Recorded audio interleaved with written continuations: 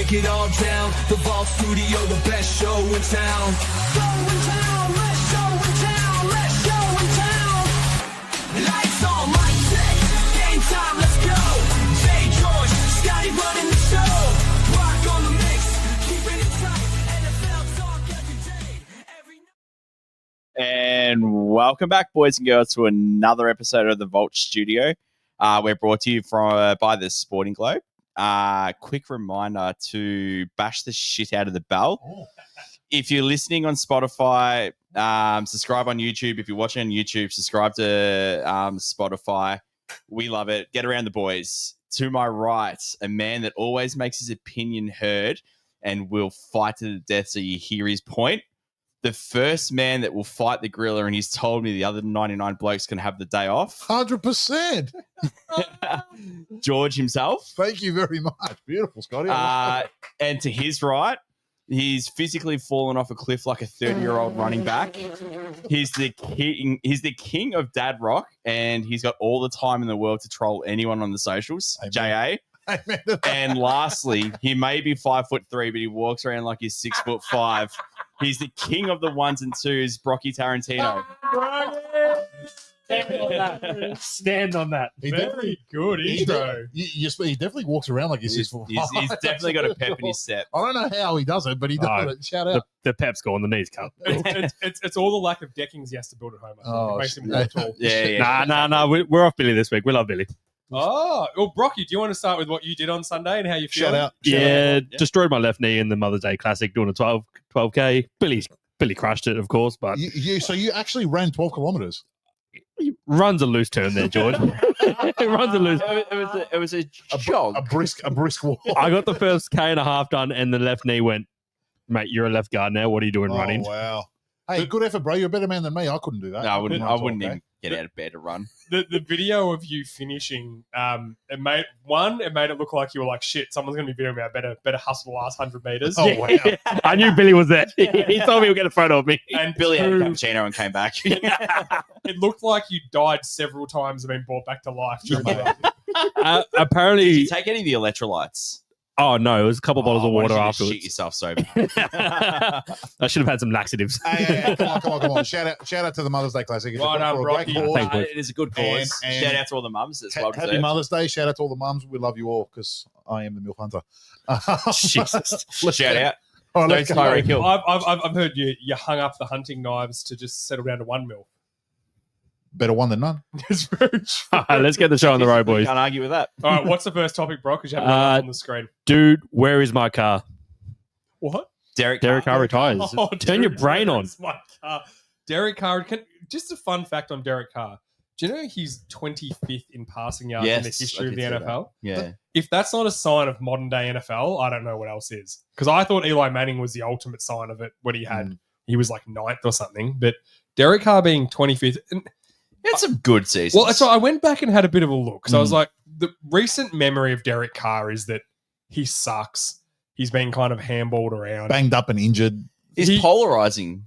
He's very 50-50. People love him or hate him. And people will argue he's a top 5 quarterback, and people would argue he should be in the CFL. Yes. And That's fair. And we talked about Carson Wentz a few weeks ago being an injury away from winning an MVP. Derek Carr was similar. Yes, I think it was 2016. Yep. He got hurt with about 4 games, I think maybe 6 games left, something like that. And then they had to start, I think it was like Mike White out of or Michigan something State in the long playoff neck. game, and the Texans just the JJ Watt Texans just rolled them. He had some he's never won a playoff game, so he's the only player in the top 25 passing yards and never won a playoff game. But I think when it's all said and done, it sucks that his career's ended from injury. That's what's happened. It was obviously a lot worse than what he thought, what everyone else thought as His well. shoulder must be hanging on by a thread, man. It's not good, apparently, because they were like, we can do surgeries and that, but the doctors were basically like, we could do 10 surgeries and we don't think it's even going to, it might fix it, it might not. Yeah. And he was just like, you know what? I've had a good run. I'm in my 30s now. I've had a good career. There's nothing wrong with walking away at that point. I don't think, you don't want to put yourself through all those injuries, but he's made plenty of money. He's made like $200 million. You want to have a life outside of football. yeah, and he's had a really good career. It's unfair. The people that say, oh, he's a crap quarterback. Nah, He's that's absolutely not a crap quarterback. He has had, a lot of good seasons. He's been incredibly productive. How many years has he played, Brock? He's played 11 years, 41,000 total yards, 112. No, that's interceptions. 257 touchdowns. So if you take out the injuries, right, he averages about 4,000 yards a season because he didn't play the last couple of years. He's barely played a full season. Yeah. So you take his first 9 seasons, he's a 4,000 yard passer every year. Yep. That just doesn't. You don't buy those guys. Like teams are desperate for those sorts of guys. Second round draft pick as well. So yeah, and he was a scapegoat at the Oakland Raiders, then became the Las Vegas Raiders. But he was an absolute scapegoat for them for years. Yep. We all know the issues that franchise has had. They can't draft to save their lives. If they do draft someone good like Khalil Mack and Amari Cooper, they trade him away in a heartbeat because they can't pay him. That's what I was going to say as well. Apart from Amari Cooper, name another receiver he's had. Yeah. He's had no talent around him. He's had no running game for most of his career. He got traded to Dallas. What's his name? What? Derek Carr. He had a receiver, got traded to Dallas. Amari Cooper. Yeah, Amari Cooper got traded for a first round pick. Thanks, bro. I remember there's this great I thought you video said of me talking about it in a car, and it looks like I'm swallowing the car. It's like I remember that. I've never seen a front seat look more uncomfortable. Now, when it's all said and done, like at some point, when your body breaks up like that, you just got to go enough's enough. And I think he's probably made the right call. Better to go a little bit early than a bit late. You want to be able to have kids and lift them up and play around with them. And absolutely cool. Yeah, I was just there's a life. You got to have a good life outside of football. I was just about to say that, Scotty. Like his missus posted a video the day after he announced his retirement, and it was just the day in the life of him. And he's like, I'm just going to go run with the kids. And then later that day, he's like, I'm going to go play on the PGA Tour. And just was grabbing his golf clubs and just enjoying retirement. Perfect. Yeah.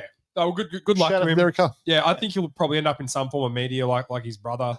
Pretty unlucky family, the Carrs. Like, David Carr was an outstanding quarterback, and he got. I think the record was only broken. Yeah, he was expansion quarterback for the Texans. Yeah, got sacked something like it was a record in 3 seasons. He got sacked the most times, which was outrageous. Couldn't protect him.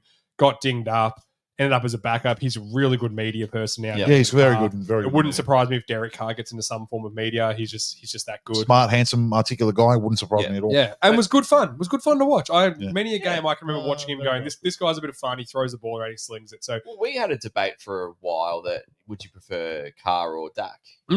Like a genuine debate for a couple of years until the injuries piled up. So these two idiots were all on him. Well, he was the third in MVP when we were talking about it. That was like third year. It was a few years. I actually think this is when he first went to New Orleans. And again, it wasn't a bad signing for New Orleans. They needed a quarterback. I'd say I've got no qualms with Derek Carr as a football player and as a guy. Like I know there's a podcast that me and Scotty used. I don't know if you listened to it. That was called Around the NFL. They've now gone their separate ways. I hear in there. So there was a joke where Dan Hansis, who's one of the funny personalities on that show. Derek Carr had blocked him on Twitter, and he was like, he's like, why the hell has he blocked me? He became friendly with David Carr when he started working. Yeah. And then he was like, can you get the brother on the show? And they got him on the show, and he was like, dude, I don't know why I blocked you, but you must have pissed me off because I've blocked 3 people and you're one of them. Oh, wow. And the other 2 are assholes. So And he was like, I'll unblock you, but you can't ever talk shit about me. So every time we played a bad game, all the others would be like, oh, Derek Carr was terrible, and Dan Hans would be like, no, I thought he had a great game. Yeah. I think the team absolutely let him down. That interception wasn't his fault. Threw it straight to the defender, but that wasn't his fault. And just used to suck him up. It's awesome. What have we got next? Just before we get that, David Carr got sacked 76 times in his rookie year in 2002. That's the record, isn't it? Yes. Caleb Williams. I think he's still got the record. Caleb Williams was 3rd or 2nd. I think Second. It was like he was 68. chasing it. Yeah. In that same year, he had the most fumble recoveries in a single season with 12 of his own. Wow. That's a dude getting in. I mean, like a blindside hit, you can understand, and the DNs don't fuck around. We all know that. Like, no. That's what they pay for. Bro. They get paid bloody good money to inflict a lot of punishment on quarterbacks. So. I've also reached out to our great friend Tristan to see any comments that he has about it as well. Tristan, I was expecting something from Tristan. Yeah, I think he's still crying about it. Well, they've got Shook. they've got Shook, who's tall, white, handsome gunslinger. Yeah, he's all right. Smoke show of a wife. Well done, Shook. Look, Can really relate to him. Tall, now white, if handsome, you're New smoke show of a Orleans, wife. We're basically the same person. They just basically. Now you just steer straight into the number 1 pick, surely. Like 100%. you just go, oh, we've got a bad roster, we're overpaying old talent, we'll ship off anything that comes our way for any contender, and then we just rebuild around. Well, getting player like X. Derek Carr retiring as well actually helps their contract situation a lot as well. Yeah, they're freed their up salary. 30 million. And they should not sign a soul with that money. They should be taking salary dump players from other teams and just getting as many draft picks as they can, and then just loading up, because that's their key to getting back. And they've shown in the past they can be good.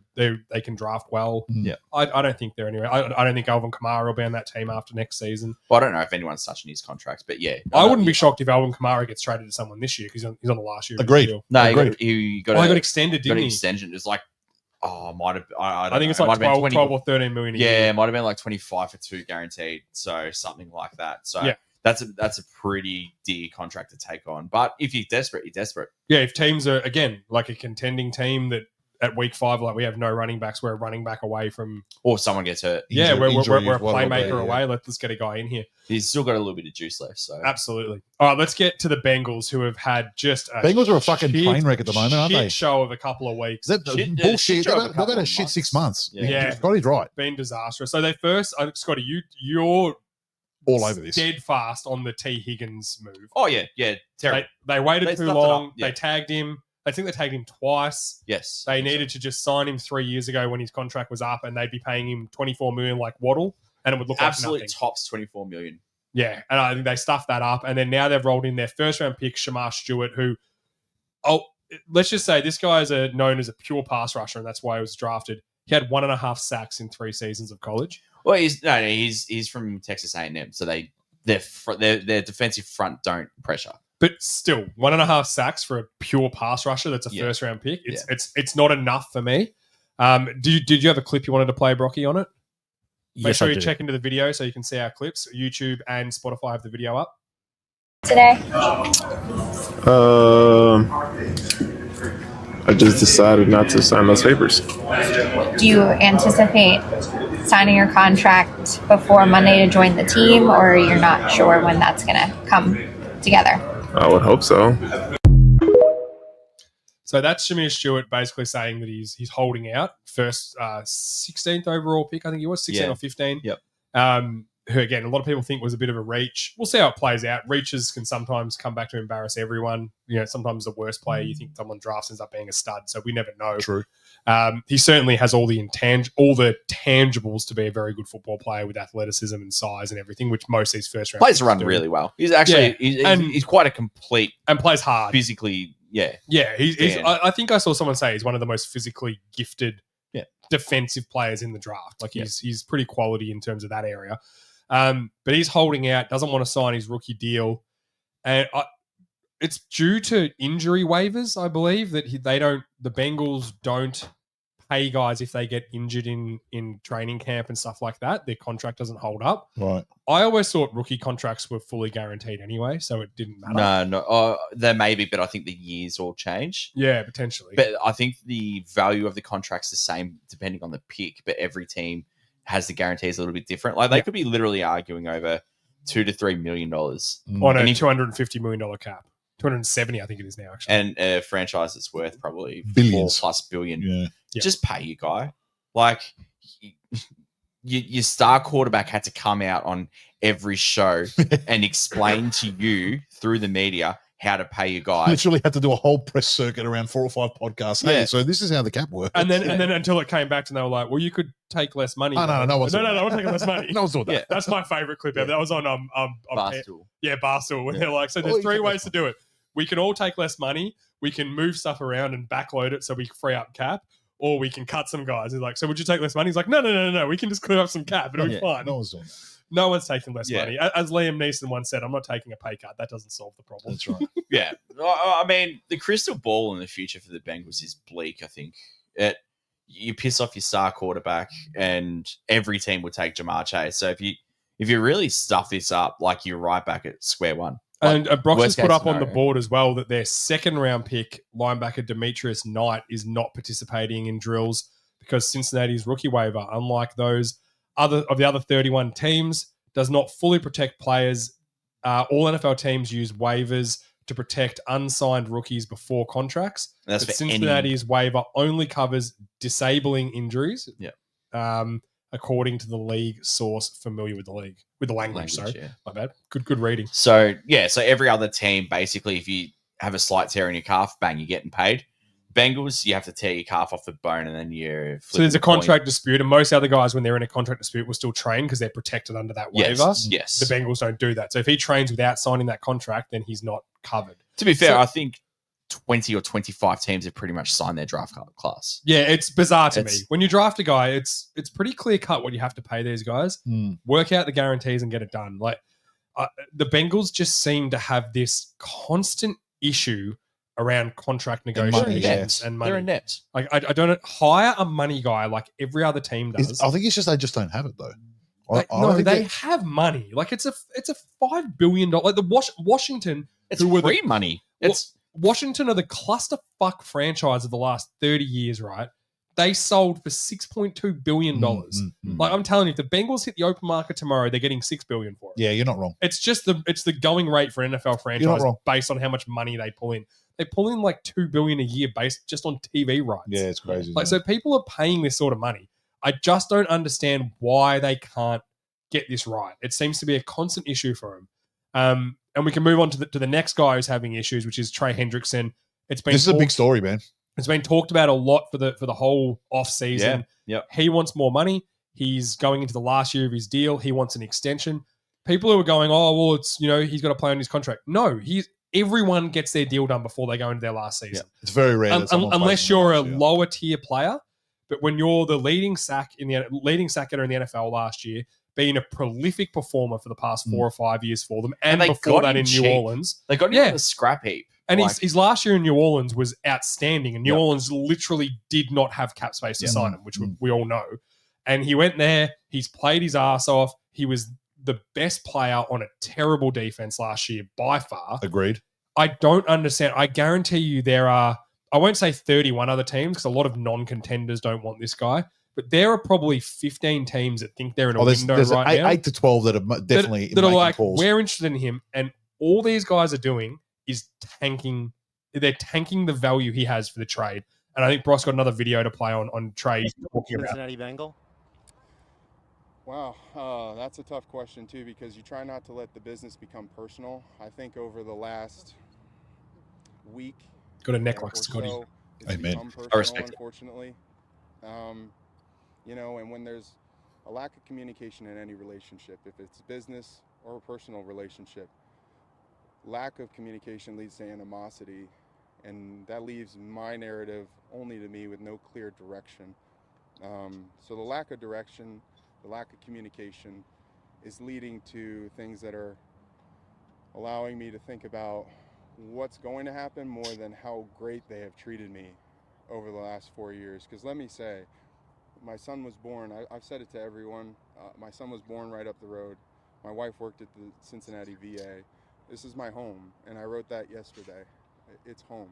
And unfortunately for myself, I have to deal with that kind of dilemma in my own, finding out business and personal. Because on the one hand, you see OTAs and you smell the grass, and it's football. And man, I'd be lying if I said I didn't love it.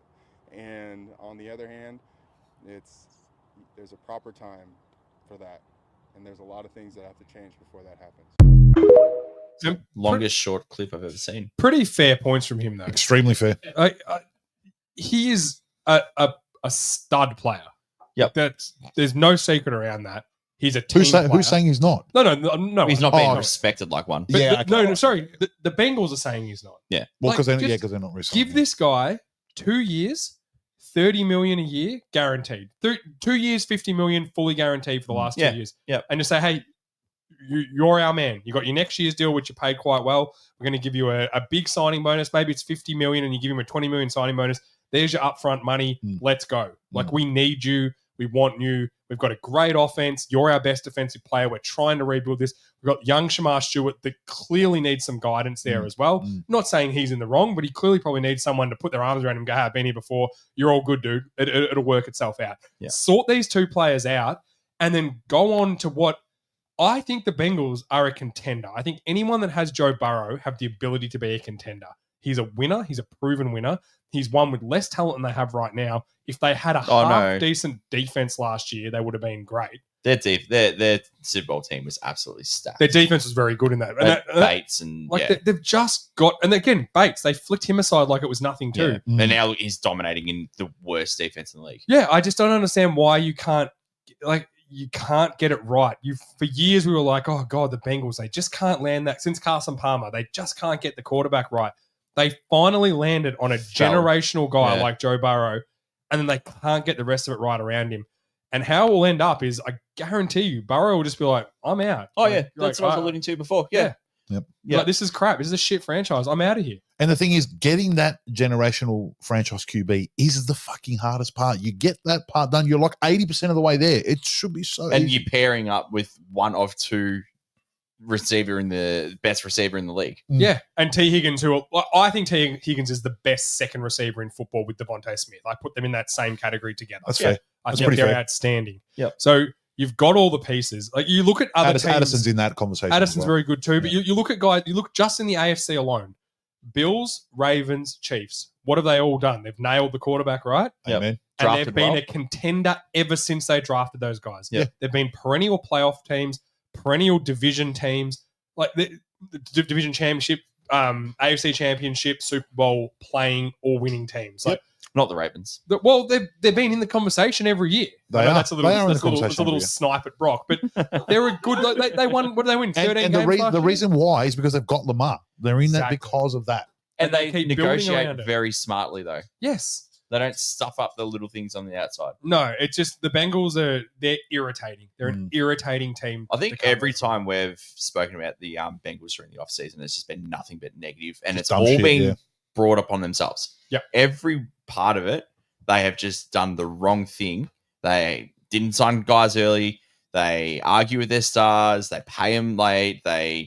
It's just one thing after another. And it's just a systematic failure. Like, yeah. We just got a voice note from Christian. Are you going to play it, Brocky? Is that the plan? Yeah, I'll play it. Play it now on the New Orleans Saints. Tristan, you just live breaking news. This is live. From so Tristan. we're raw dogging this. Off the wire. Good evening, boys. I hear you need some thoughts on the Carr retirement. Look, as the Saints fan and the last team that he played for, I'll say this about him. I was excited for his comings to the Saints. I was excited for what he could do. He was always that upper echelon, middle tier quarterback that, with the right components around him, could do a lot. But ultimately, the Saints during that time, with the coaching situation and the team is what it was, he didn't have that, and it failed.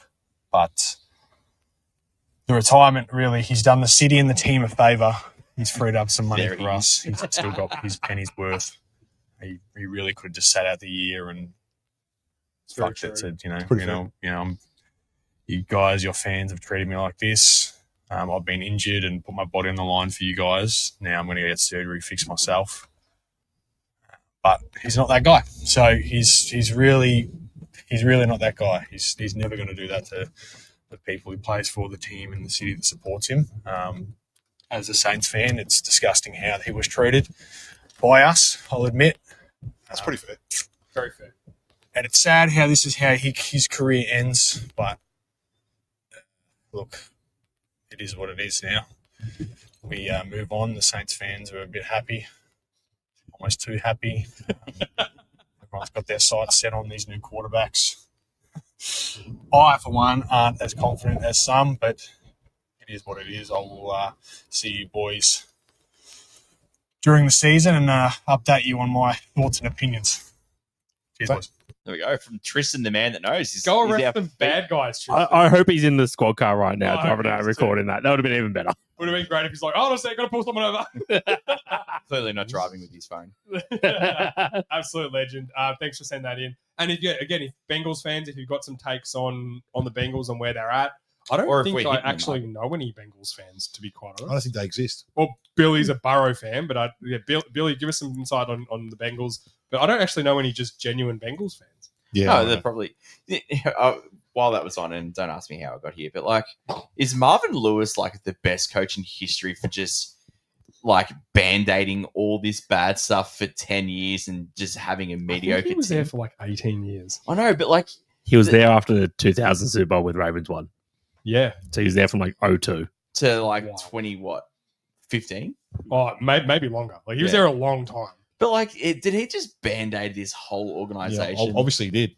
And with 'Cause they're all just this shit. shit They're that's just going shocking. on, and That's what I've said before, boys. Shit teams with shit owners will always be shit because if you got a shit owner, you're just going to be shit. Well, if they didn't fall into Burrow, they would literally be the worst franchise. Agreed. Agreed. Because they wouldn't have got him up because they stuffed it up with Carson Palmer too. They did. 03 to 2018, he was the head coach of Cincinnati Bengals. Okay, so 15 years. Sorry, I didn't hear the drop. There we go. All right, what do we got? What do we got next, Brocky? I think we got Brocky's corner. Yeah, let's get into Brocky's corner, boys. Ooh, Oh, we're bumping this up the Yeah, run he's sheet, moving are stuff we? up the roster. Who's it brought to you by, Brocky? This is brought to you by Kelly Clothing. Oh, shout out. New things coming. We've got the international games, boys. The schedule comes out after we record this, but we're going with the international games. So week 1, we're going to have the Kansas City Chiefs versus LA Chargers in Brazil. Oh, Brazil. So good. Both teams can't wear the same color green, so that's pretty nice. I can see JA making faces. Fuck you, JA. Oh no! Scotty just got me. we got some good things coming. Where can you find these new things coming, Brock? Maybe plug this business for us so we can help people. Can we follow Color Clothing anywhere? You can follow on Instagram and Facebook, man. Thank you very much. Very good. I don't Not know on this. Snapchat though. Not on Snapchat. Don't follow on Snapchat. Week 4, we're going to go to Dublin, Ireland, to Cork Park. We're going to have the Vikings versus first the ever Steelers. Ireland game? This would be the first ever Ireland game. Yes, Scotty, Wow. you are correct. Very autistic of you. Then we got Someone's going to carry this fucking. This segment's going downhill fast. Then we got 3 weeks. We got 3 weeks in London, so they're going to be like a nice 12 o'clock game Sunday night, boys. So make sure you're ready for this. That's 12 o'clock midnight. Midnight. Yeah. Hey, roll into the Monday night That's games. beautiful. Be real. We got the Vikings versus the Cleveland Browns, Browns versus Jets, and then the LA Rams Broncos versus Jets, not Browns. Broncos. Yep, my bad. Good rating. It's been a long This day, boys. segment is- You know what? Cut it. Cut it. No, we're Cut not it. cutting anything. We're gonna have Rams versus Jags on week 7. Week 10, we're gonna go to Germany in Berlin. We're gonna have the Falcons versus the Colts, and week 11, we got the Washington football team. Germany? That's what I said. No, you said, yeah, okay. He said Germany. I said He said Berlin. Germany in Berlin. No, I think he said Berlin in Germany. No. Anyway, keep going, bro. I hate this. I Sorry hate about you guys. Scotty. Sorry about Scotty. I'm gonna record this myself. And then we're gonna have the Washington Can we football team not go versus through this painful experience Miami. again? Go Fins in Madrid. Fuck Scotty. Madrid, Let's go. Spain. So Spain's getting their first game as well. Yes. Yes. That is Well, where yeah. that is where Madrid Now, is. now that we've had to listen and my ears Try have to been abused, decipher what the I actual- love you, Brock. You don't listen to anything these my guys say. my frontal Your, cortex, your tip for the board of what you can do with it was outstanding before. Yeah, Don't let yeah, anyone yeah. pull you down. my frontal lobe is completely fried after trying to decipher that nonsense. What? There was already fried, Jay. George. Fuck me. Point proven. Point proven right there. Why is the heater on? It's off. It's What- still what- hot. It's been on for an hour. We As give a- Brock the slightest thing to read, and he mumbles through it like a fucking I was 3-year-old. going to That's say, as bad as my vote if counting. he's going to do a pre-record on that, you better set aside the whole day. The amount of takes it's going to, the amount of tries it's going to take him to get it right. We'll give him next week's Brocky corner early. Oh, the guy Next month. he needs a full week. He needs like to work up to it. He starts with a Dr. Seuss book and then like works If you can read one reckon page you of a can Harry Dr. Potter book, Seuss books. I'm buying him a teleprompter just to see how he reads it because that'd be gold. no chance. All right. Do you know what is going to be fun though? This time next year when Brock dribbles through another one, he'll be Yes. mentioning Melbourne, Australia. Yes. As a game. Yes, cool, we will that's be. cool. Absolutely. So what do we think about the international games as a thing? Well, the Other NFL's than- just trying to take over the world. I actually love them. Yeah. I would say, and this might Do you be reckon the outrageous, players I don't like know. them? I think they do because I they think they do. they always base them around a buy. They get to spend some time in another Yes. country, Yeah. experience and like a lot of these guys have never had an opportunity to go to another country. Of course not, because most So- of them are dirt poor. Yeah, so they've Well, now no, and also they just work 365 they don't have a days lot year. of time until they get later in their career. Yeah, they, later, can, yeah, they, can, yeah. they can skip the voluntary Yeah. OTAs and all that sort of stuff. I think it's great for the game. I think within a decade we will have a franchise in. Yeah, London. that's where I was getting to it. I I don't think we know will. if that's actually possible because then there's always going, like, say, round 2, No, a they've- team is going over to. No, they've worked out how to make it logistically possible. What they would have to do is split their season. So they'd have 8 games at home, or like 5 games at home, 5 games away, 5 games back home. But a team traveling from the States in round 2 would have to go there, then come back round 3 because buys start round 4. Yeah, so I've seen ways they can do this. They can take like the 5-game slot, for example. They can play a division rival the first game, have another team, and then the third game. So that team can come in, have a bye, be over there, and then play another game. They can do so many things. Players that get forced to live in London. Yeah, it's logistically challenging, but I think it's not that like flying from New York to LA is 5 hours. Almost it's almost 6 hours. I think flying to New York's about 14. I know it's a lot more, but they are used to traveling. Yeah. I think there's a way it could happen. I think in 10 years' time, they will be able to work out a way. Also, these planes aren't flying economy. They're flying a private jet. Bengals fly economy. If I was getting drafted to the London team and then you've lived in America your whole life and you're like, hey, you're the number 1 pick, go live in London for the next 4 years. You're like, don't get the passport. Yeah, gotta go get a passport. I'm actually going to pull an Eli Manning and, reverse that shit back home. But keep in mind, they will only be there during the season. Their off-season training will be at a facility in America. Sure. They will only make them be there. I get 5 months. I guarantee you there will be some sort of stipend that they'll get paid more money to make it worth it. The NFL have so much money. The NFL will kick in, an extra $10 million per player to make it work, and then players will be like, well, I get that plus $10 million extra dollars on top of my contract just for being in another country. Yeah. If you're a single dude, whatever, your family might want to live over there, whatever. You might meet a girl over there and marry a girl in London or whatever. True. I think there's a world it can happen. It's becoming more realistic. I'm not saying it's going to be in a couple of seasons. I just think maybe 10 years' time. I think something they'll look to do. I reckon less. It's definitely interesting. It'd be cool. The London Monarchs be very cool. Yeah.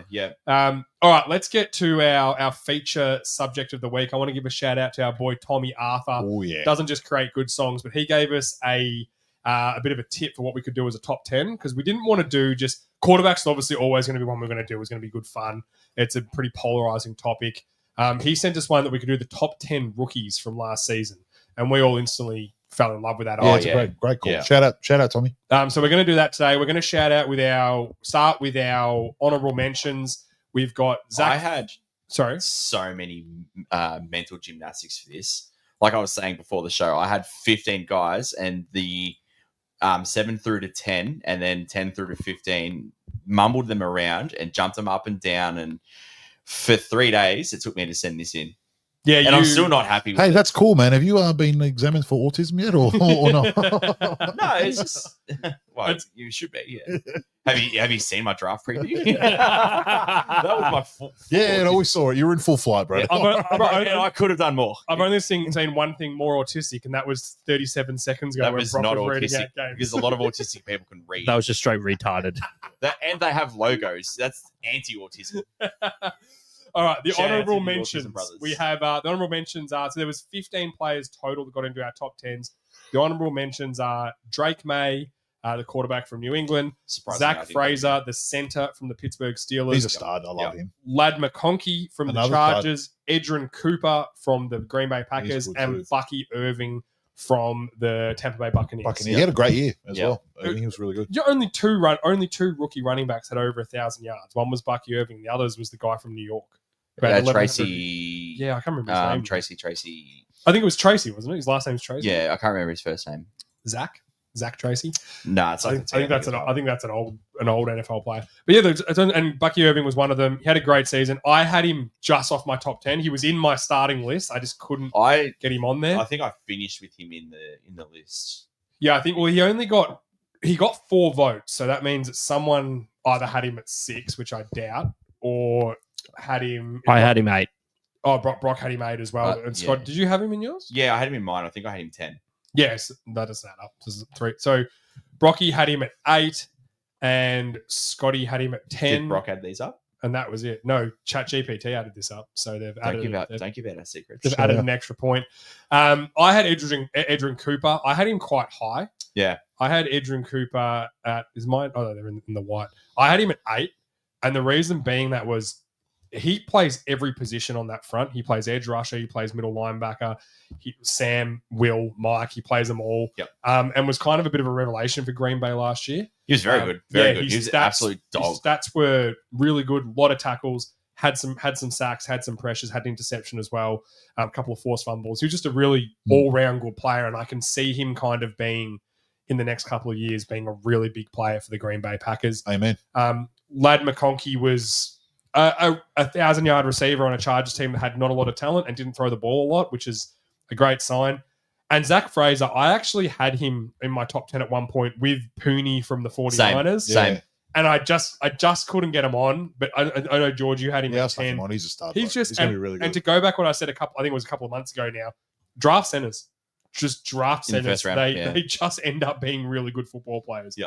So that's our honorable mentions. Yeah. We'll start with number 10, and it is the great white hope, Cooper DeJean. He was all over the place in our top 10s. I had George him is at number 1. 6. Scotty didn't have him. George had him at 7. Yep. And Brocky had him I didn't have him. Oh, Brocky didn't have him either. So it was just me and George that had him. I'll just say what I think on him, why I think he was in there. When he took over a starting role, which a nickel corner role is now a starting role in the NFL, that Eagles defense got a lot better. And I think it put them into being a dominant defense. It 100% did. And he was kind of his stats and, his stats don't equal what he kind of produced on the field. His versatility is his best skill. So versatile, became Very plug-and-play a kind of great guy. tackler. Yeah. Physical guy, which is what one of his two biggest negatives out of the draft were that he's not physical enough and too small. And he proved them all wrong, and I think he became an instrumental part of what ended up being a Super Bowl hit team. on Henry. I still play that video Yeah, sometimes. he just turned into a dog. And watching him play, we talk about the eye test. This guy flies around the field. Amen. And I'm not going to lie, the Super Bowl game alone when he had the pick 6, projectiled him up my list as well. I just think he had a great season. Yeah. I 100% agree. I think, and he's great against the run. He's just great. He's a great player. Good player. I think for me to not have him on the list, I had him at 11. I think that's where I finished with him. The stats, I think the guys in the list, their stats are very, very good. And he only had 36 tackles, half a sack. He was very, obviously a very good player, but I just think that it was a very good defense as well that he's playing on. Yeah, and that's what I was going to lead to. I think that he's in a very good position as well. And when we go up the list where some of the other defensive guys, they turned the defense around. They were the pioneer for turning. Yeah, so I disagree because I think that I agree with James's point that when DeJean started starting regularly after week 4 or week 5 or whatever it was, we really elevated as a defense. I said that for Philly, that he actually was the reason that what's his name, the coordinator, Vic Fangio. He was the reason he could unlock all these hybrid schemes and use Cooper DeJean. Sure. But you just being versatile is not good enough to crack inside the top 10 for my own. That's fair. That's fair enough. He's a very good player, but just the versatility isn't. I need more than versatility. Yeah, that's fair. Number 9 on our list was Bo Nix, the Denver Broncos quarterback. I think that's about right. I didn't have him on my list. Shock. Scotty had him at 9. George had him at 9. Too, yeah. Brock had him at 5. So Brock was the biggest reacher, to use a loose term. Brock, why'd you have him so high? I just thought he played out of his skin. Everyone thought he was going to be somewhat of a bust quarterback. Yep, no one thought he was actually going to perform the you way he did. him hard. Mm-hmm. You were. But he came in, he played some real good football, especially down the stretch there. He didn't actually lose any games for his team. And that's what you want from a rookie quarterback. You want him just to keep the game alive, don't throw the ball away, just score points. And I think he was good fun. I think one thing that and I said I've been wrong a lot of times, and I'm happy to be wrong sometimes. I was happy to be wrong with Bo Nix. So just some stats quickly. Shit, he was fun to watch. Some stats. He threw for 3,000 yards. Yep. 28 TDs, 68% completion percentage, and a passer rating of 103. Yeah. That's fucking good, mate. That's a good We'll take that. Now, he didn't have to do, as Brock said, he didn't have to do a lot because he had the best defense in football. He didn't have a running game, though. No running game either. So he did a good job. A plus for me. Obviously, in the perfect situation for his skill set as well. Yep. But and Sean you Payton still, too. The right coach. That's what I yeah, mean. That's what I mean. But But you still got to, you can be in the perfect situation and still be a bust. So he still did the work, got the runs on the board, led the team to the playoffs, which is hard to do as a rookie. And he's just got that edge. Yeah, he's good. He's fun. He definitely plays on the edge. I agree with you. He actually reminds me a lot of Baker. That sort of vibe. Yeah, he's just going to go. What was the game late in the year where he threw that they ended up losing him. Was it the playoff game where he threw that touchdown pass in the back right-hand corner I think to force it into overtime? And Yeah. like, he's just so fun. And They didn't go to overtime in the playoffs. No, They might got have pumped. They got pumped by Texans, I think. No, Texans beat Chargers. I'm fully expecting him to take another big step this year. I think it'll go one way or the other. He'll either take a big step or the true Bo Nix will be shown. I hope he takes a big step. I think it'll be fun. I hope he ends up being a good player. I think they'll have a consistent running game. I think he showed a lot. He showed a lot they more. got Evan Ingram as well. That's a good. perfect security blanket. He's an athletic tight end. He's a good catch. I don't know. I think he'll be top tier. And when I say top tier, like a borderline top 10 quarterback next year. Yeah, his goal for next year is to secure himself as the franchise quarterback for the future. Yes. I think by the end of next season, we'll be sitting here You don't think he's already done that? Not for me, not yet. But he's not far off it. Don't get me wrong. I'm not hating on him. He has. Yeah, I think so too, because they had no interest. I tend to agree. I think there's probably a few areas in this game that he needs to improve to be that genuine franchise quarterback. And sophomore years are the toughest for young quarterbacks. Yes, sure. They're always the toughest because teams start to scheme a bit. Stroud's into the conversation. 100%. And let's go to number 8. We have Quinion Mitchell from the Philadelphia Eagles. I had him at 9. Scotty had him at 7. George had him at 6. And Brocky, did you not have him at all? I didn't have him at all. You didn't have Quinion Mitchell. No. Did you forget about him? Tell the truth. No, I didn't forget about him. I saw his name there. He was 12 on my list. He didn't want him on there because he's an Eagle. No, I had only one Eagle. He didn't have him or the Great White Hope. Yeah. Great White Hope was 11. No, He's boycotting the Eagles play. Didn't you just say Mitchell was 11? 12. Oh, okay. At least you're saying consistent with your life. Turn your brain on, Scotty. I just think for Quinion Mitchell, if you're a rookie and you can play predominantly man coverage on the best receiver and shut them down, which is what he did last year. Yep. He reminded me a lot of a young Terrence Newman. Terrence Newman, I remember his rookie year, 2004. That's your man. He just locked onto the best receiver, and for hell or high water, he just gave him and sometimes he lost. Sometimes like Terrell Owens would score a freak touchdown on him when he was playing for the Eagles, but he was just always just competing, and that's what Quinion Mitchell is for me. And that's a really good on a team that was so corner poor last year. Slay obviously getting older. Yep. Bradbury the year before was like almost dying on the field. They needed to add speed and athleticism, size. He's lockdown guys. Him and Cooper DeJean, they just unlocked him. But the reason I had Quinion Mitchell where I had him was just that I need to see a little bit more. He didn't turn over the ball a lot. And he also plays on a great defense with great pass rush. It's a lot easier to cover in that situation. Amen. Of course it is. Again, not shitting on him and saying he's a bad player. I still had him at 9, but that's why I had him just a little bit further back than some other people. Yeah. Fun stat. Because if he's on the Browns, he's probably not having as good a year. Simple as that. He's Well, he definitely probably cemented is himself still as our CB1. Maybe. He's definitely our CB1. Like, there's no 100%. doubt about that. Yeah. Fun stat, in 16 starts, he only drew 3 penalties. Yeah, and again, that's in today's NFL. If you're not getting penalized, it's like I imagine Vic Fangio when he's doing his team press conference, sitting in his meetings, going, "Quinion Mitchell never gives up a penalty, never hurts me." I think also like, what you touched on as well. I think corner might be the toughest position outside of quarterback. 100. I think it's quarterback, obviously. Yeah. Then tackle and corner are even on that second one. I think it's so hard to come in on a team with championship aspirations and earn your starting role and successfully be, excel at it. Excel in the starting role is huge, and especially at that position. So that's why I had him up. Which is such a, reasonably you're high. right, because it's such a tough position. Spot on. and Scott. it's a position that can hurt you if you're getting burned. Look at Slay. He was pretty average for most of the year, and he was okay in the finals. Yeah, he was okay in the playoffs. He had a good play. Okay, Next guy on the list, number 7. I think this one might be a bit polarizing. Number 7, we had Caleb Williams. So I had Caleb Williams at 5. Scotty had him at 6. George didn't have Caleb Williams, and Brock didn't have Caleb Williams at all. My 2 cents on Caleb Williams was, again, we talked about it before. He was like the second or third most sacked player in the history of the NFL in a single season. He was terrorized. Yes, he had some good receivers on his hands. He also was hamstrung by an offensive coordinator, Shane Walden, and he's a handicap. He is an absolute handicap, and he also had DJ Moore, who didn't look like he gave a shit half the year. Yeah, the whole year, bro. And Keenan Allen, who is not on an NFL team right now, which should tell you what teams think of Keenan Allen. I think he will be come season, but he's not right now. And then a rookie in Adunze who was working it out and put together. He didn't get 800 yards or something. He wasn't bad by the end of it. But and a big one as well for that one is that even though he was a defensive coach, the coach was fired like week 11. Yeah. So then your offensive coordinator goes up to be the interim head coach, which means someone else steps up into the offensive coordinator role. It's just an absolute shit show. And he still looks the part. He still looks like the franchise quarterback, the genuine number one pick. How many yards did he have, Brocky?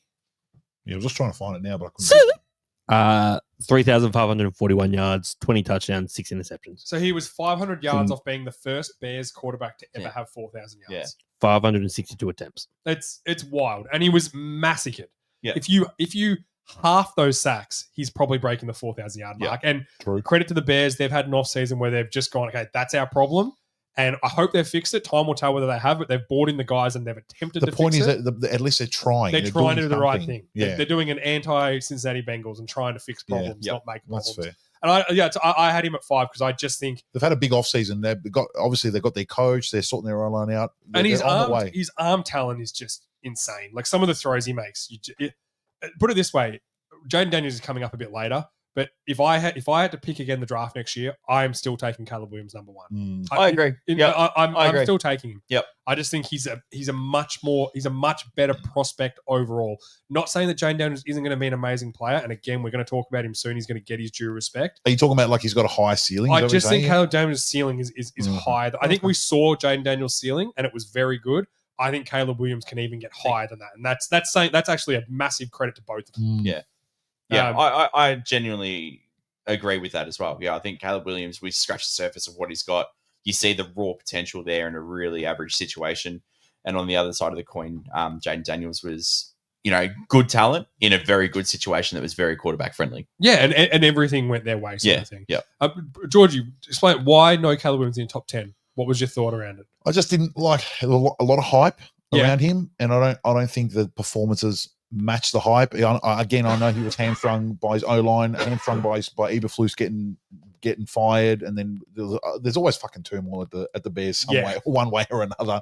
So it was kind of like thrown to the wolves, so to speak. But having said that, I am expecting him to take a big leap this year. Yeah, fair I think. So you're not off on him. Yeah, it was just too hard to get. I just don't think I wasn't like overly impressed by his play. Again, there was a lot of factors that contributed to it. Yep.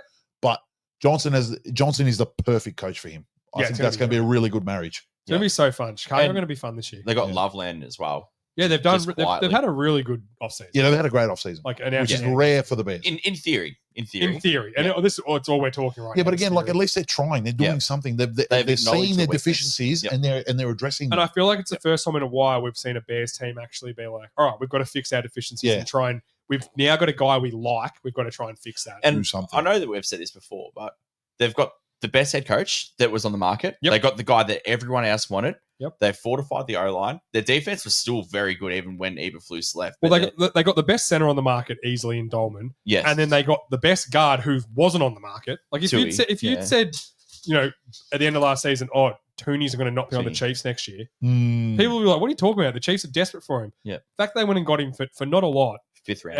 And he's a veteran guy, smart guy. I think it's been a great offseason. I think the Chiefs may have done the classic got rid of a guy a year early. Yeah, I think the downside and that's fair for them there, too. But it's still a huge upside for the Bears. They've also got to pay some guy. Like they're getting ready to pay Trey Smith next year as well. Yeah. Like they have to pay him. They've got him on a tag. He's tagged. Oh, they haven't extended him, so they got to extend him at some point. Yes. So they're probably just clearing some cap. Yes. Yeah. Number 6 on the list. Hashtag fuck the Giants. It is Malik Neighbors, the wide receiver. I had Malik Neighbors at 10. That's ridiculous. Scotty had him at 5. George had him at where did you have him? 8. At 8, and Brock had him at 3. Can I just say why? 10's ridiculous. Can I say why? Yeah, go. Hollow stats don't do it for me. I unfortunately had to watch too many Giants games last year, and that was 2 when the Cowboys played him. He gets a ton of his catches and short routes when they don't matter. He was definitely force-fed the ball. Yeah, I'm not saying he's a bad player. He had next to no impact to his team because they didn't win a lot of games. And you can say quarterback, all that. I know that, again, similar to Caleb Williams, there's a lot of things that were negatively geared towards him not having the success. I know he broke the record for receptions. His average was pretty bad. I just don't think he had the impact. If you told me at the start of last season Malik Neighbour's going to have over 100 catches and 1,000 yards, I'd be like, wow, the Giants are going to be good. They weren't good. No, they weren't. And there was a lot contributing to that. Not all Malik Neighbour's fault, but I think he's just a bit of a flash in the pan. His stats look phenomenal. I agree. He broke the record for receptions in a season for the Giants, but I just don't think the impact was there for me. That's why when I started, I think I had him at 4 or 5. And then as other players kind of jumped on, I was like, these guys had a bigger impact on their teams. So I think if you watch his tape, he was fucking open a lot. I agree. And there was bad quarterback play. It's like similar to your bad O-line, no running back. The whole team only keyed in on him and he still had 100 yards. It's the Saquon Barkley rule from a couple of years ago. Like Saquon Barkley had a great year for the Giants a couple of years ago. They didn't win anything. Like they're just but that's not against the player though. In this situation, the starting kicker missed 4 games and they didn't even sign someone else. Yeah, that's right. That's not his fault that they lost games. They lost 2 games because of kickers. I just don't think his impact was as great as his stats. I'm not saying he's a bad player. I think if I could have him on the Cowboys, I'd have him in a heartbeat. But I just don't think he is the player that everyone's selling him to be at this point. I think he definitely is. I think he's definitely that alpha for sure. We'll find out in the next year or so, and they're going to fix the quarterback situation. You know what? You know what? The Dart. Nah, I'm getting more and more off. You know what his biggest problem? Topic for another time. Oh no, I'm high on Jackson. Yeah, Dart. I'm high on him. How can you be off a young, tall? I like him. I like his personality. Tall, white, handsome gunslinger, bro. Yeah. Dable, I'm telling you, it's the Giants, man. It's the Giants. What you're doing right now is exactly what Brock did with the Philly boys. Absolutely. It is. I've been sucked into the Giants before, and they're never as good as what everyone thinks they're going to be. How can you say the empty stats when 11 guys were watching one guy? They weren't nothing though. Else. Half of his stats were catches that didn't lead to first downs when teams were just letting him have the ball on short yardage screens, short slants. Because they're at 3rd and 18 because they're so trash. That's not his fault. I just don't think he had. I still had him at 10. I still think he's a really good player. Like, yeah, I could argue he's above Edgerrin Cooper and put him to 8 if you want. In another world, like let's say I don't hate the Giants like I do, I could probably have him at 8. But yeah, I hate the fucking Giants. I hate him at 8. Like I hate the Giants, guys. I just want you to really understand that. No, we know. I hate them, and I think they're going to do him dirty. I hated OBJ when he was there because again he was pretty empty. It's pretty hollow. Yeah, he was pretty good though. He was very good, but hollow. Saquon Barkley, I liked him as a player, but nothing he did led to them being more successful. You need to have a good quarterback to throw a good receiver a ball in the red zone. If you don't have a good quarterback, they're just throwing ducks that get picked up. So who they got? They got Dart and they got Wilson and Jameis Winston and Tommy DeVito. Well, he's in the CFL. Yeah, is he being cut? No, but he's not. That's where he should be playing. He was good fun. It was a good laugh for a few weeks on Tommy DeVito. Yeah. Anyway, I don't think he's a bad player at all. I just don't think he had the impact over the other guys I've got over him. I don't think he had nearly the impact as most of them. Well, so another stud receiver who had probably, well, he did have a bigger impact. Here's a guy that I'm happy to talk about. Yeah. Brian Thomas Jr., who everyone had. I had him at 7. Scotty had him at 3. George had him at 5, sorry, and Brock had him at 6, which leads him to being our 5th best rookie on the aggregate scores.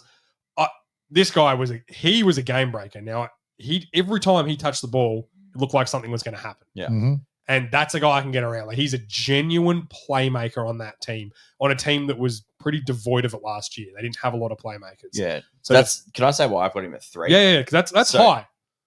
When Lawrence was hurt, Ingram was hurt, and Kirk was hurt, they just unlocked this alpha guy that they just throw him a jump ball deep, he's getting it, and he's fighting 2 guys to the death for the ball. They throw a little tunnel screen, he's running over a guy. He doesn't have a weakness. He runs really, really crisp routes. He's got speed. A little bit undersized, but he's just he's a dog, bro. The dog.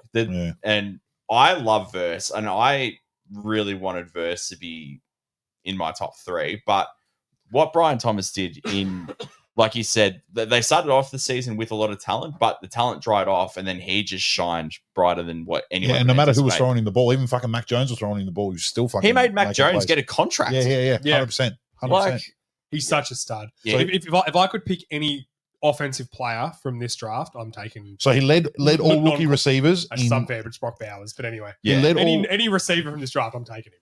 He all wide receivers, not including tight ends. He led all wide receivers in yards after catch, and touchdowns. Yeah, stud. Pretty good. Absolute stud. So, all more than Malik Neighbours, just to confirm. Yeah. Yes. Neighbours had more catches. Yeah, but I've only got. But that's two only because he had spots. a lot more targets. I've got 2 spots between them, so I hold them both high. Yeah, that's fair. Tom's a stud. Hopefully Lawrence can get it, and him can get it together. With Right. Hunter, Hunter's been looking good in. This is training what I'm camp. saying. You're sleeping on Lawrence, and I'm telling you, this is. I like Lawrence. I'll happily be proven wrong on Lawrence. Yeah, not on Richardson. We don't need. no, sorry. I started him off. No. Don't talk about Richardson. Fourth on our list, this is a guy that every one of us will get around. Our boy, Joe Alt, the left tackle. I had him at 4. Scotty had him a bit more down at 8. Yeah, that's weird. George had him at 3, and Brock had him at 4. Scotty, you're kind of the outlier here. Why so much further back than the rest? He just of us? hates tackles. No, it's not. Hates offensive guys. No. It's definitely not. It was just I had him up high, and then I had Brian Thomas up. I had to put Brian Thomas up high because of what we just spoke about. Yep. And then I love Jared Verse. Fuck me. If there's another And guy that's fair outside too. of Seattle. So then I put Jared Verse up higher, and then I was like, well, Malik Neighbours is also a stud and similar to Brian Thomas, so I pumped him up.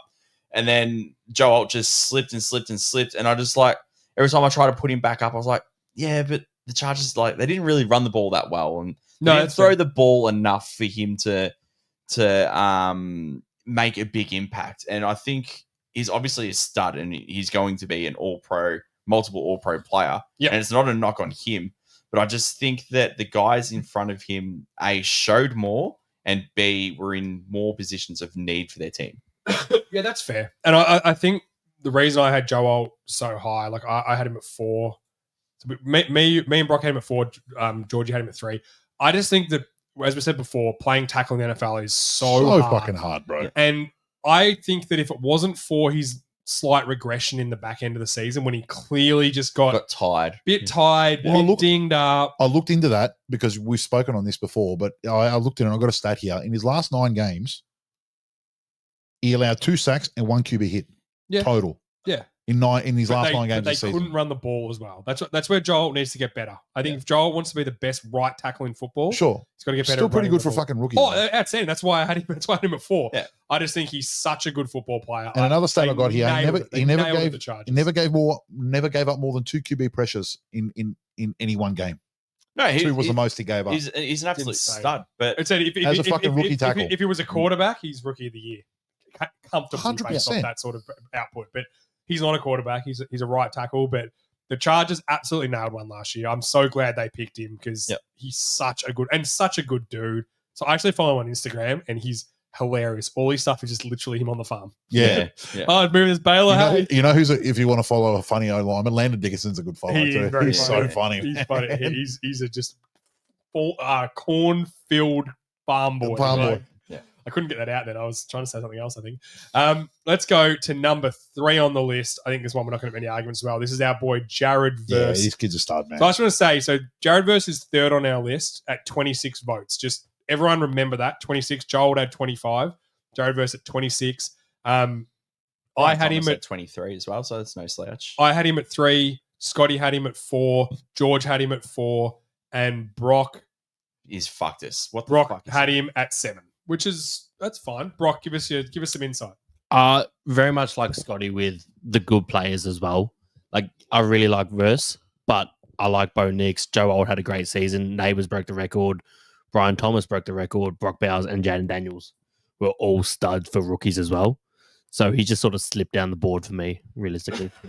It's kind of like what you put more emphasis on. Yeah. That's probably why I had Alt at 3 because I place more emphasis on tackles. I think it's I had Jared Verse slightly above Alt just because he was so demonstrative. And we talk about dogs, like he is just a dog. Like premier tackles in the NFL were struggling with him. Yeah. They were like, "What is this?" I got a stat here for you. Yeah, he gave stats. He racked up 76 QB pressures. Yeah, which was 4th in the NFL for everyone. Everyone. Yeah.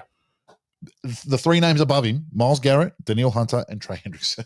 Yeah, some pretty good guys. Some above pretty him. good guys up there. And he's no slouch against the run either. Run at him, see what happens. No, he's he just destroys. just a baller. Yeah. And like single-handedly, or not single-handedly, but the way the Rams have rebuilt that defense with young guys, Kobe Turner, Jared Verse, Fisk, the other guy, they're just another young guy. Byron Young, They've just bought these guys in and been like, all right, go nuts. Play hard. I think Verse is, and no disrespect to anyone else on the list, but I think Verse is head and shoulders above. Agreed. All of those guys. Oh, 100%. Kobe Turner is very good. He's the ringleader of that. Like he's the Jenga piece that sticks them all together. And if they didn't have him, they'd all be just okay. But the fact that he's there, it becomes a very scary. And my favorite thing with Verse is he's just barking at the other team. Oh, nonstop. He's just at you. He's at you with like the mental warfare. He's letting you know, like you hear him on the field, and then he backs it up by just beating the absolute shit out of you physically. I saw a clip of him. I can't remember the tackle he was Yeah. going against, but he was telling him, "You're lining up too close, bro. You're too close to the guard. Like you're not going to get to the edge. You're not going to get me." Yeah. And then he whips past the edge, and the next play, the tackle's like 2 steps further out, and he's like, "Oh, dude, you've stuffed it up now. I'm going to go inside of you. Yeah. I'm going to ruin you inside." So then he goes outside him again. It's just he's just in these guys' heads nonstop, and like. For a lot of those defensive players, some of them can be a bit all bark, no bite. He's all bark, all bite. Like he's just he's the reasonable amount of bark. He's not over the top. No, he's not stupid. Yeah. He's just confident, plays hard, and backs himself in. And if your play backs it up, I don't give a shit what you say. He's you so talk good. all day if you can back it up. Shout out. So good. And that brings us to our now you're gonna know Jared versus number 3, but this brings us to our number 1 because we have a tie, ladies and gentlemen. Number 1. And our tie's on 38 votes, so 12 votes higher than Jared Verse at 3. We have Jaden Daniels and Brock Bowers. So I had Brock 1, Daniels 2. Scotty had Brock 1, Daniels 2. And then you two both had the other way around. Jaden Daniels 1 and Brock Bowers 2. I think it's pretty fair either way, to be honest. My thought, I said, I've got Jaden Daniels at 2. I respect the fact that he's the quarterback on a team that went to an NFC championship game. Yes, some things went their way. His play in that divisional round against the Lions was some of the best quarterback play I've seen in playoffs. That was in a really long good. time. On the road, That's too. what really sold me on, all right, this kid's the real deal. Now, yes, he was playing basically a backup version of the Lions defense, but he torched them. Still got to get it done. And as a rookie too, you got to get it. Yeah, it came home to roost in the NFC Championship game a little bit, playing against a premier defense. But in fairness to him, a lot of quarterbacks struggled against the Eagles defense. Like almost every team struggled against them. Well, the best quarterback in the league struggled. So what hope has he got? Who? Well, according to you guys, it's fucking Patrick Mahomes. No, it was Allen. No, only me. I only asked Patrick Mahomes. They all struggled. Everyone struggled against That's what I'm saying. Everyone defense. struggled. And it was at Philly as well. Yeah, and it's so it was pulling hairs. The reason I had Bowers over Jaden Daniels, and it's simple. He broke records that have stood for 60 years or something. Yeah. Was said So I've got him here. Yeah. Like he was the best. Jaden Daniels was not the best quarterback in football last year. He was the best rookie quarterback in football. Brock Bowers was the best tight end in football last year. Easily. History. In history. Let's just say that. And I don't think it was close to second. So maybe Kittle was second. And I don't. No, think it was that Mike Dichter. Yeah, No, I've got it saying here. just from last year. Like I think the second best tight end was probably Kittle, and it wasn't close. Bowers on a crap team with no quarterback. Yep. Like we give Malik No Neighbors coach. credit. Yeah, No coach. coordinator. Like just an awful franchise, and he's just gone, don't worry, boys. Hey, hop on my back. I'll just carry you the whole season. Yeah. I respect the shit out of that. Georgie, what's your stats? So Bowers logged the most receptions ever by a rookie at any position. And he also broke Mike Ditka's 63-year-old record for receiving yards by a rookie tight end, which is crazy. Mental. He led all tight ends in targets with 153, in catches with 112. Said Receiving 153 targets and 112 catches. 12 catches. That's mental. 1194 receiving yards and 596 yards after catch. That's massive too. Yeah. Wild. Yeah. The thing I love about Brock Wild. Bowers is he So just, half his yards were yards after the catch. That's crazy. He just doesn't. Like, I know he's physically built like a football player, but you see his face and his demeanor, and he just doesn't look like the player Dude, is. it looks like he's coming over tomorrow afternoon to fix my computer. 100%. And then he gets on that field and it's like a switch goes. Yeah. Also, like, not again, we talk about willing blockers and guys that love to block. He's definitely a guy that's willing to block. He's that Travis Kelce era of Yes. It's clearly a I will receiving block tight end. because I have to block, not because I want to. Yeah. But he was quite adequate, and that was his thing coming out of college. So like definitely not his strong suit. It's not what he's there but he to was, do, but he he'll was, do it, yeah. he was good enough that they can be like, he can block, he can play on the genuine Y spot, Yep. and then you know what? Then we can flip him out wide and make him match up on a Running corner, as and an he'll X. beat him. Yeah. Yeah. And I'm so the Raiders who have stuffed up so many drafts. The fact that they just went last year, and that's why I love Joel too. But the two teams that just didn't stuff it up last year were the Chargers and the Raiders. Just going, this guy's a stud. I'm taking Brock Bowers. He's going to be the best player in the draft. Chargers the same thing with Joel. I like when those teams get rewarded with stud players because they're doing the right thing. Yeah. Same thing with I would Jalen say- Carter with the Eagles a few years ago. They did the right thing. Everyone else slept on it. They just went, what the fuck? How is this guy here? We're taking him. Yeah. I would also say Bears and Washington got it right too. Yeah, 100% with the quarterbacks. If you get your franchise QB, you've got it right. Yeah. Exactly. Yeah, and I said, and for the Raiders last year, there wasn't a quarterback there at that point. No. Brock Bowers was the best player. They took an absolute start, and I'm right for him. And then Jane Daniels on the other side, just an unreal rookie season. And I'm happy for Washington. They have been in such a turmoil at that position for a very long time. Hopefully they can not do a Bengals and just actually rebuild around this guy. I didn't like the Dan Quinn signing as a coach, but it really worked last year.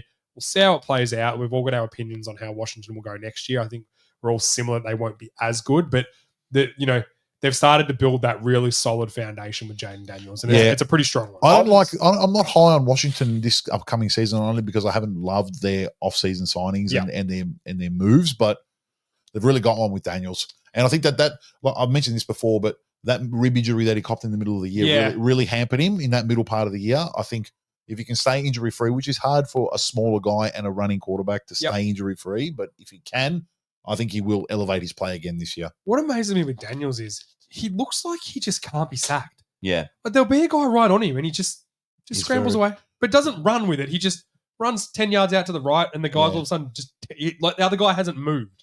You just make a guy miss, dodge a little bit. Yeah. Great pocket presence, which running quarterbacks don't always have great pocket presence. Not normally. No. Rocky can probably attest. Lamar Jackson's pocket presence his first couple of years wasn't great. He was a great runner, but his pocket presence wasn't great. It's got a lot better, and that's made him a much better passer of the football. Yeah.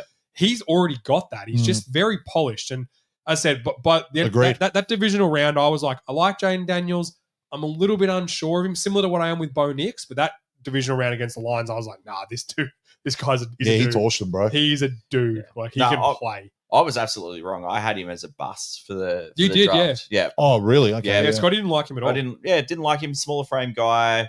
I thought a bit of a system quarterback guy. And I think he may be still a system quarterback guy, but he hasn't, all he's done is just basically show that he's elite in every way that we evaluate quarterbacks. Yeah. Especially running quarterbacks. Yards, running after the catch, turnovers, touchdowns, winning. And I think dominates all of them. The new era of running quarterbacks coming out of college, back in the, say 10 years ago, quarterbacks coming out of college that were athletic, it's like, oh, we're going to run with him. We're going to do this with him. The new era is kind of like, well, no, I'm going to use my athleticism to open passing lanes. It's kind of a new, again, 15 years, 10 years ago, it wasn't that. It was like, oh, this guy's a runner. When he gets out of the pocket, he's scrambling with it. Yeah. Now you see there's ultra-athletic quarterbacks. They get out the pocket, they boot out, they buy some time, then they hit a guy wide open because they've bought the time, and then the defense can't hang on. It's a real exciting new era. Receivers are doing a really good job of finding space when they know what to do shift. better now. Yeah. It's not, oh, he's just going to run with it every time. It's like, no, he's scrambling out to throw it to me. I'm going to get a big play here because my defender can't go with me. Yeah, teams have sort of gone, oh, we get 8 yards rushing or 30 yards downfield. 100%. No brainer. Yeah. It's been really, and I said, shout out Jaden Daniels and Brock Bowers. I'm actually really happy they tied for first on our list. I think it's pretty fair. I think it's a very fair result. It's like splitting hairs talking about who's better than I think our list is pretty bang on, to be honest. Yeah.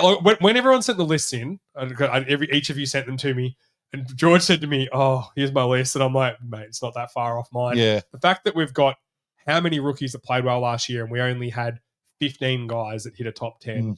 You're all kind of in the same ballpark. And it was a really good rookie year. There was a lot of good rookies. And if we miss anyone, let us know for sure. Yep. I was terrified. I went through my list about 15 times and there's some stud guy I've missed. But it wasn't Malik Neighbors. I had him at 10 on purpose because # fuck the Giants. For nothing more. That's ridiculous. Nah, come after me if you Giants fans, come after me. Oh, that's ridiculous. Do you hear crickets? All 4 of them. All 4 of you. Reese is going to send me a stern message. Yeah. No, that's ridiculous. But very politely written. Very politely written. No, that's our top 10. I really enjoyed. Did you guys enjoy the rookies? I had a loved lot it. of fun I with it. really enjoyed the rookies. I dreaded it. I liked it better than the You were QBs. stressed. I dreaded it. Yeah. Scotty messaged me about 10 times going, I don't know what to do with this list. I'm so stressed. You out. asked for it, and I was like, I can't send this. I need more time. I do. Yeah. Yeah. I had a 10. I wiped it. Had a 10. Wiped it. I'm still not happy with mine. Hey, if you got another suggestion for another top 10 list, fucking hit us Well, up. that's what I'm saying, We love because it. like we don't want to do just the generic receiver next week. I'm gonna do a funny. I'm gonna bring a funny top 5 off the top. Yeah, next Jordan's week. got one for next A week at funny the one. start of the show. But yeah, hit us with something. If you've got a suggestion, you want us to top 10, it can be something outrageous, like whatever you want. Top 10 coaches that are your stepdads, like that's whatever. Like, top Yeah. coaches as Eberflus. stepdads. Eberflus, because the washing machine and all that. Yeah. But yeah, no, it's obviously the off season, so we're happy to have these episodes drag on a little bit and talk a little bit shit. Yeah, amen. And yeah, I'm always happy to talk shit. All right, that's it. Thank you very much, Georgie boy. As always, Scotty, thanks for your outstanding intro. Yeah, I'm off Even though to fight a gorilla now. Even though it was incredibly insulting towards me, It was because accurate. my body is in. I'm in peak. This is peak. Cap. MMA. It doesn't get better from here. Yeah. And Fuck off. it just an old Frodo Baggins on the ones Yeah. and twos over there. All right, peace out. Comment on our shit. Get around the Sporting Globe Churnside Park. Get Yes. in there, get a meal. Yeah, comment, give a shit, whatever you guys want to do. Get some interaction for us. We love it. Peace out.